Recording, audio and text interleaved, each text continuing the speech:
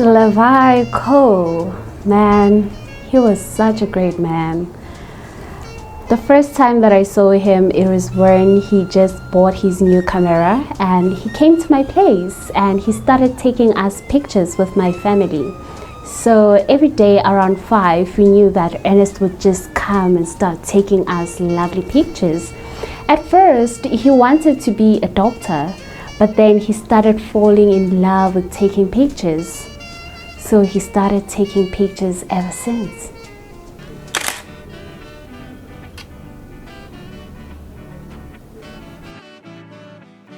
At a young age, Ernest Cole impressed the world of photography with his images exposing the inhumanity of South Africa. Because we all know that what was really happening in South Africa at the apartheid times, and therefore Ernest Cole decided to document the whole memories by using hidden camera techniques to expose the inhumanity of apartheid.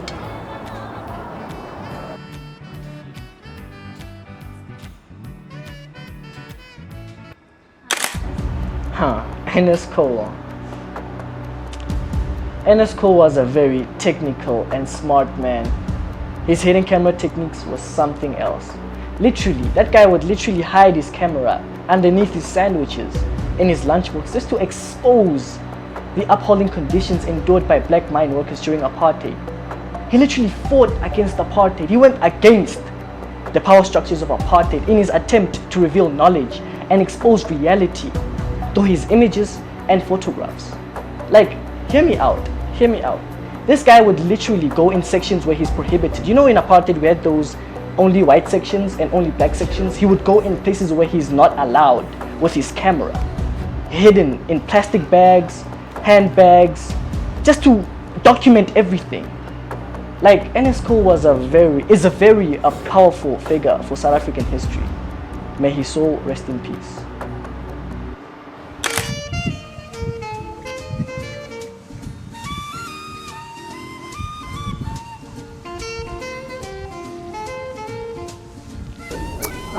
Ernest was my husband. He's actually late.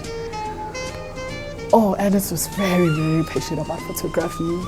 He was very passionate that to a point that when his book burned, he moved to New York to pursue his dream. It was really hard as a family, I must say, because the distance, thinking about it, but he was so passionate in a way that, what can I do? I just had to love him, support him, be there for him, because it was his dream to just expose what he wanted to expose, and I just have to be there. At that time, Ernest Cole released a book called The Bondage, and it was somehow banned in South Africa because, you know, the book exposed a lot about apartheid, the living conditions about apartheid. So what Ernest Cole did, right, he wanted, like, his whole mission was try to release that book. So he moved to New York and tried to publish that book in another country, and because he really wanted to tell the stories of black people and how black people lived in South Africa and how it was like being a black man. So he moved to New York. The first day when he went to New York, he slept on the street because he didn't really have money. That's how committed he was. He was willing to do anything. And then the second day, he managed to gather some money, and then he slept at the B&B. While he was in that B&B, something tragic happened.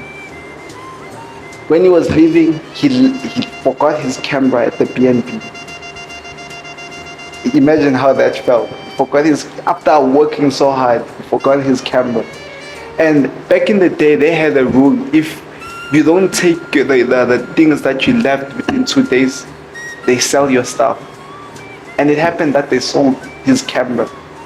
And when they sold his camera, they found the person that they sold the camera to, but some of the footage or the photos that were taken were deleted. So which led him not to even releasing the book, but they got some archival footage. And that's why you can find some of those pictures anywhere you go. But the book was not released, unfortunately.